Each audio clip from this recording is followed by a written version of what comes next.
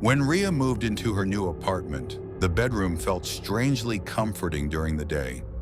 Quiet, soft light, gentle breeze from the window.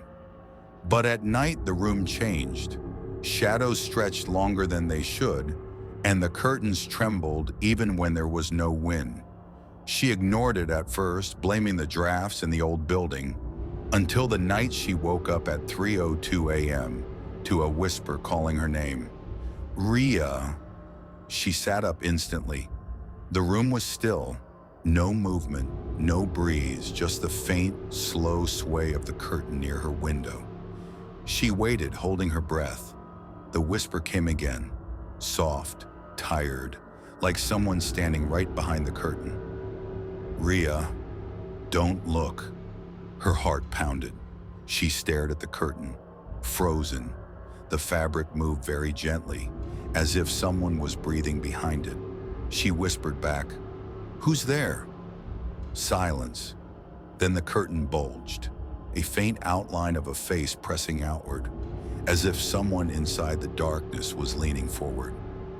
Rhea gasped and grabbed her phone flashlight.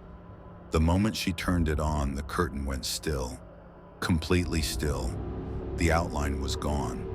She didn't sleep the rest of the night. The next day, she told herself she imagined it. Lack of sleep, stress, new surroundings. But when night came, she felt uneasy again. She left the light on and pulled the blanket over her head. At 3:02 a.m., the whisper returned, but this time, it wasn't calling her name. It was breathing, slow, raspy, almost like someone struggling to stay awake. The curtain swayed gently, in and out, matching the breath. Then the voice whispered, "Don't sleep yet." Rhea closed her eyes. The room grew colder. She felt the air shifting around her, as if someone walked from the window to the foot of the bed. She forced her eyes open to see nothing but darkness. "Why?" she whispered. "Why shouldn't I sleep?" The curtain rustled, and the whisper answered, "Because when you sleep, it wakes up." Her body turned cold. "What wakes up?" The whisper didn't answer. Instead, something tapped on the floor. Tap, tap, tap. Slow, dragging steps moved around the bed. Rhea stayed perfectly still. Her breathing grew fast, and the whisper behind the curtain exhaled deeply, as if it were tired, too tired to protect her any longer. The footsteps stopped beside her. She felt the edge of the mattress sink slightly, like someone sitting down next to her. An icy weight pressed against her leg. Then a new voice, different from the whisper, spoke right beside her ear. Finally, awake. She bolted upright, switched on the lamp, and the room returned to complete silence. No footsteps, no whisper, no movement behind the curtain. But something was different now. The curtain wasn't swaying anymore, and the window was tightly shut. Yet the air in the room smelled like old, damp clothes, like something that had been hiding there for a very long time. Rhea checked the window. Locked. She slowly pulled the curtain aside. Nothing. But when she turned back toward the bed, her blanket had a deep handprint on it. Long fingers, too long to be human. The room felt heavier, as if someone invisible was sitting on the bed, watching her. She didn't sleep that night, or the next. On the third night, exhausted and unable to stay awake, she felt herself drifting off. Just before she fell asleep, the whisper behind the curtain returned. "Don't sleep." But she couldn't fight it anymore. As she slipped into darkness, she heard the other voice, the one that sat on her bed, whisper softly, "Good. Now you rest, and I wake." The mattress sank deeper, the room filled with cold air, and something crawled slowly onto her bed as she fell asleep completely. She never heard the whisper again, only the footsteps, and they never left her room.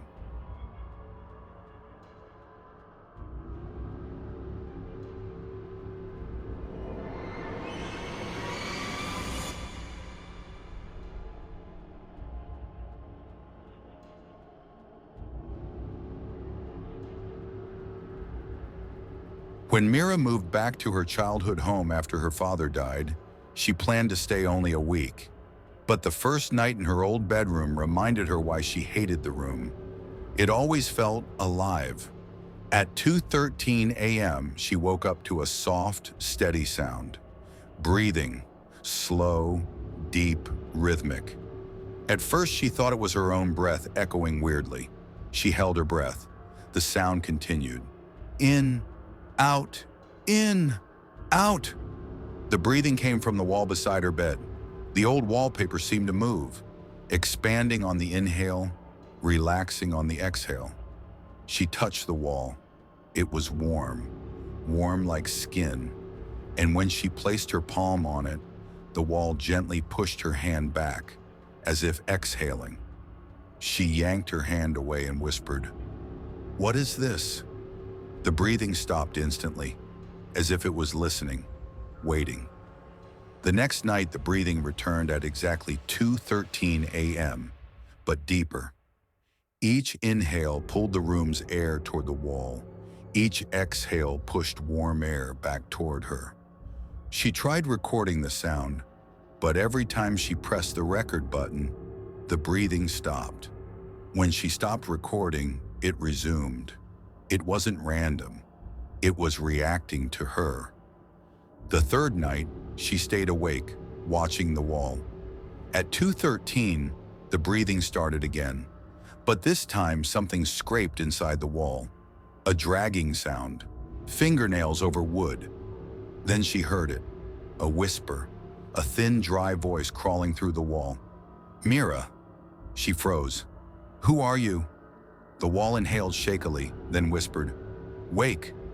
"Wake what?" she whispered. The voice exhaled. "Wake up." "I am awake." The voice whispered clearer. "No, not you." The breathing grew louder, more urgent, making the wallpaper flutter like a heartbeat. Then the voice whispered, "It's coming. Don't sleep. Wake it up before it wakes you." Mira backed away. "What's coming?" The wall inhaled so fast it sucked the air toward it, and then, knock. A single knock came from inside the wall. Knock. Louder. She stumbled back as the inside of the wall erupted with scratching. Slow, wet, dragging scratches trying to dig through. Then the whisper returned, terrified now. "Run!" Before Mira could move, the wall bulged outward, just for a second, as if something inside pressed its face against the wallpaper. She could see the shape of a forehead, a nose, a mouth moving beneath the paper. She screamed and ran out of the room, slamming the door behind her. She didn't sleep for the rest of the night. The next morning, she called a contractor to check for animals inside the walls. He walked in confidently, but after 5 minutes in her room, he came out pale. "There's nothing living in there," he said, refusing to go back in. That night, Mira packed to leave. She had one last box in the bedroom. When she stepped inside, the room was silent, still. She grabbed the box and turned toward the door. Then the whisper came, right behind her ear. "You woke me." The light bulb flickered. The wallpaper rippled. The wall behind her took one long, shaken breath. "In," and Mira finally understood. It wasn't something trapped inside the wall. The wall itself was alive, and it was hungry. She dropped the box and ran. As she sprinted down the hallway, the breathing chased her. Walls inhaling, exhaling, shuddering, the entire house waking up. The front door slammed shut on its own. The lights went out. The whisper came from every wall around her now. Deeper, stronger, no longer thin or weak. "Stay." She didn't stop. She threw herself through the back door hard enough to break the frame and kept running into the night barefoot. She didn't look back. She didn't need to. She could still hear it behind her. The house breathing, calling her name. Awake now, waiting for her return.